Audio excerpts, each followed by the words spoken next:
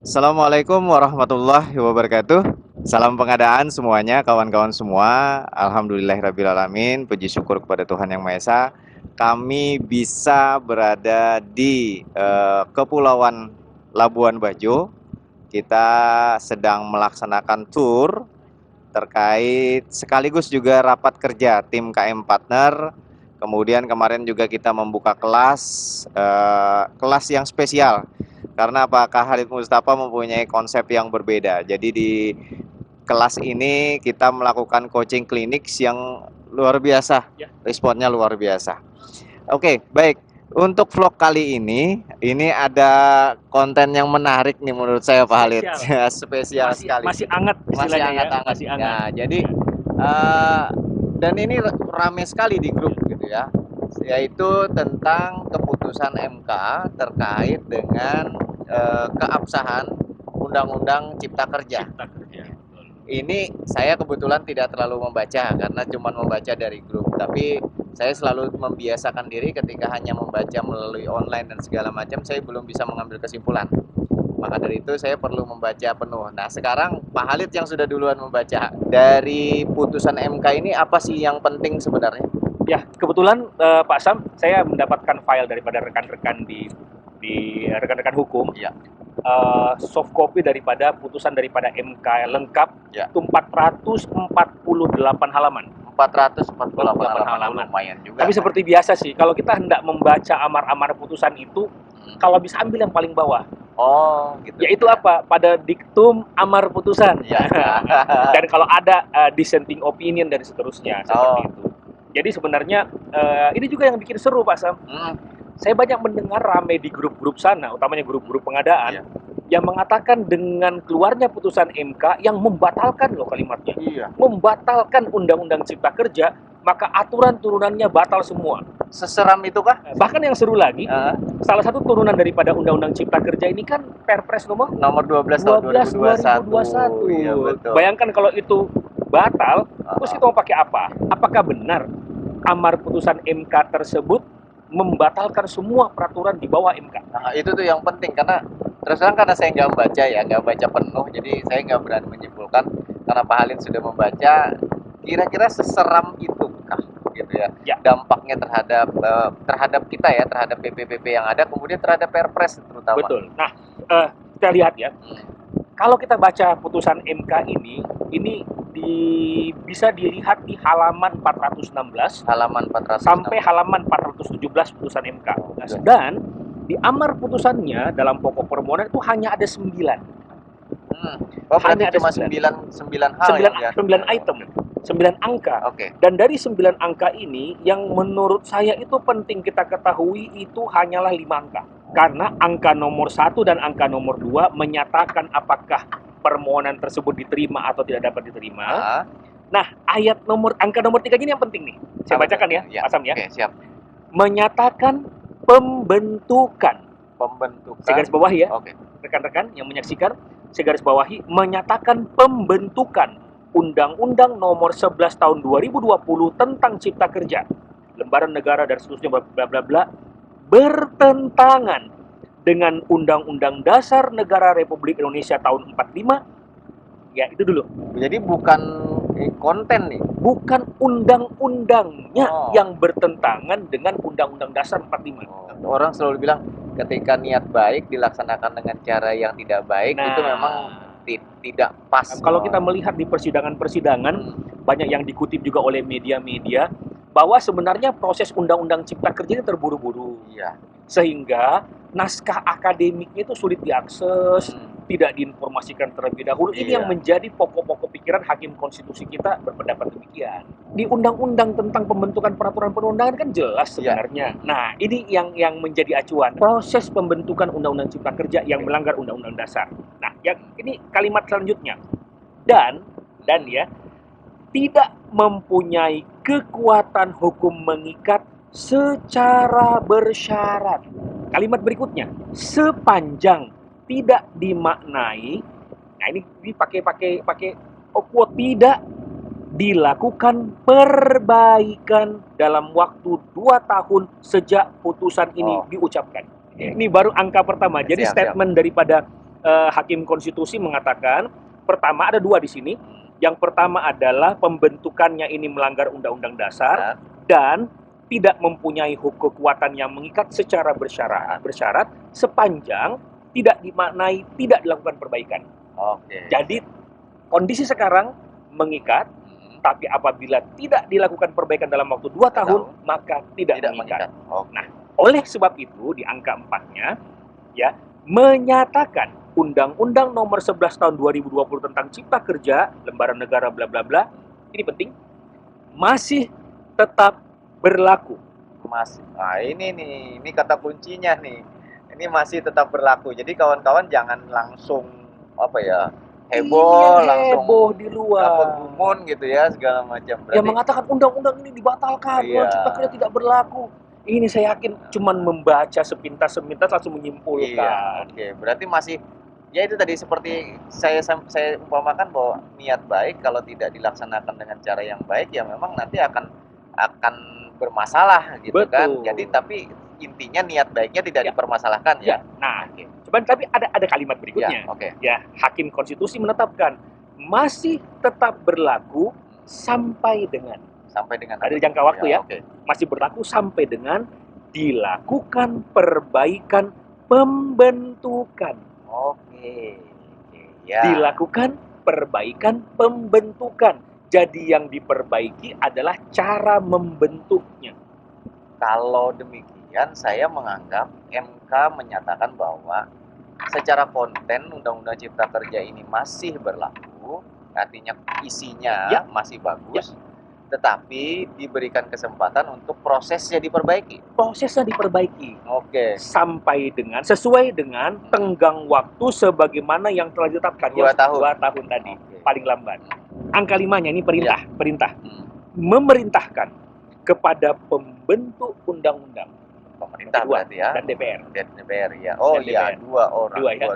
Pemerintah dan DPR, pembentuk undang-undang untuk melakukan perbaikan dalam jangka waktu paling lama 2 tahun sejak putusan ini diucapkan. Clear ya? Ya. Dan apabila dalam tenggang waktu tersebut tidak lakukan perbaikan, maka undang-undang tersebut ya bla bla bla menjadi inkonstitusional secara permanen.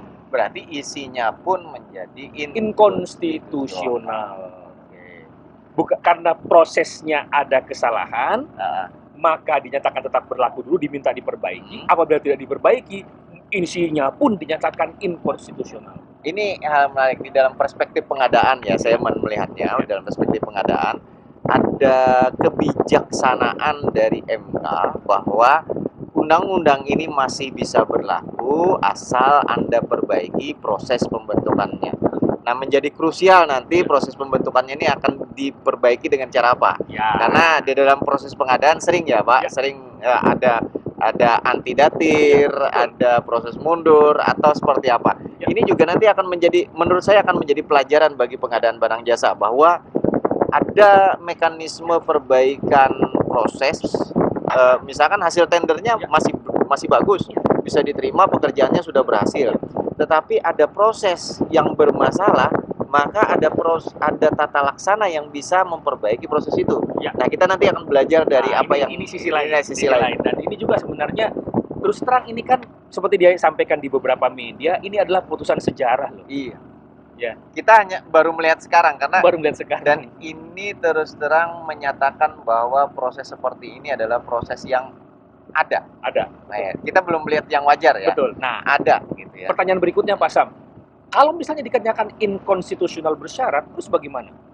Nah, di angka nomor 6-nya, apabila selama 2 tahun dan sebagainya tidak berlaku dan sudah dicabut dan sebagainya, maka undang-undang yang telah dicabut atau diubah oleh Undang-Undang Cipta Kerja dinyatakan berlaku kembali. Oh, berarti kembali kepada regulasi sebelumnya. Yang sebelumnya. Jadi, tapi ini yang harus kita maknai bersama dan direnungkan cukup dalam. Angka nomor 7-nya menyatakan untuk menangguhkan segala tindakan garing kebijakan yang bersifat strategis dan berdampak luas. Iya. Dan serta tidak dibenarkan pula menerbitkan peraturan pelaksana baru. Iya. Sejak baru yang berkaitan dengan Undang-Undang Cipta Kerja tadi. Artinya sejak diucapkan oleh Hakim Konstitusi, tidak boleh ada PP, tidak boleh ada Perpres, tidak boleh ada peraturan-peraturan yang merupakan turunan dari Undang-Undang Cipta Kerja selama sifatnya strategis. Oke. Nah, ini juga di proses pengadaan juga sering terjadi yang seperti itu. Misalkan kita sudah melakukan perikatan kontrak, kemudian pada saat itu kita baru mengetahui adanya putusan blacklist. Maka kalau belajar dari putusan MK ini, ada tata laksana yang tentu harusnya bisa menjadi benchmarking kita. Jadi proses jangan terganggu, output jangan terganggu, pencapaian jangan terganggu akibat ada hal seperti itu. Maka kalau kita itu ada di Perlem 5 kalau tidak. Perlem 4 ya, Perlem 4 tahun 2000. Kita harus menegaskan kepada rekan-rekan di luar sana bahwa yang pertama, tidak ada yang namanya Undang-Undang Cipta Kerja itu tidak berlaku.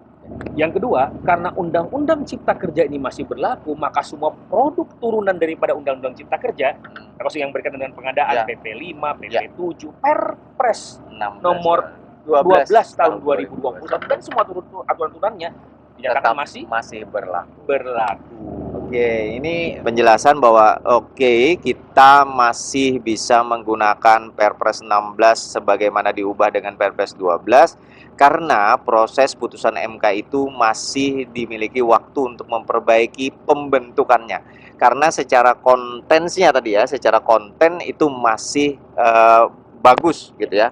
Masih tepat untuk dilaksanakan. Sebenarnya sih Pak Sam, salah satu sebab orang-orang ini menggugat MK adalah karena konten. Nah, berarti sebenarnya ini masih terbuka peluang untuk memperbaiki konten-konten yang dianggap belum sesuai. Karena pasti pemerintah akan mengulangi proses pembentukan. Menjaring aspirasi kembali, FGD lagi, naskah akademik lagi, dan seterusnya. Dan ini ya bersiap-siaplah untuk kerja keras bagi pemerintah. Dan untuk rekan-rekan pengadaan, ini saatnya untuk memberikan masukan terhadap produk-produk turunan yang ada sekarang. Karena sudah pasti nanti PP 5, PP 7, bahkan bisa saja Perpres itu akan mengalami perubahan. Setelah undang-undangnya dinyatakan berganti, disesuaikan. Ini yang paling kunci nih Pak Khalid, mohon penegasannya terkait dengan putusan MK ini sekali lagi ya. Regulasi-regulasi pengadaan yang ada sekarang ini apakah masih berlaku atau tidak berlaku dengan putusan MK ini? Jawabannya tegas adalah masih berlaku. Yang kedua nih Pak Khalid, sebagai penutup vlog kita. Yang kedua, apa yang harus dilakukan oleh teman-teman pengadaan menyikapi putusan MK ini? Yang pertama, tetap melaksanakan tugas pekerjaan sesuai dengan regulasi yang ada. Yang kedua, bantu pemerintah dengan memberikan aspirasi-aspirasi untuk perbaikan ke depan.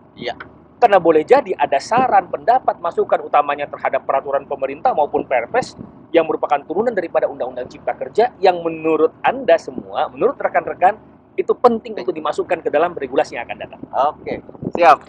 Demikian tadi kawan-kawan semua, rekan-rekan pengadaan barang jasa, ulasan dari Pak Khalid Mustafa terkait dengan putusan MK. Mudah-mudahan kita bisa menjalankan proses pengadaan dengan tenang, tidak perlu risau. Kita lakukan seperti apa yang sudah kita lakukan sekarang. Kemudian bagi rekan-rekan, bagi lembaga-lembaga, bagi masyarakat, bagi instansi yang ingin memperbaiki regulasi pengadaan barang jasa, inilah saatnya untuk memberikan masukan secara konstitusional kepada pembentukan regulasi pengadaan barang jasa yang nantinya akan diperbaiki dari sisi pembentukannya. Demikian yang bisa saya sampaikan. Pak Khalid Mustafa, terima kasih banyak atas kesempatannya. Saya Samsur Ramli. Saya Khalid Mustafa. Salam pengadaan.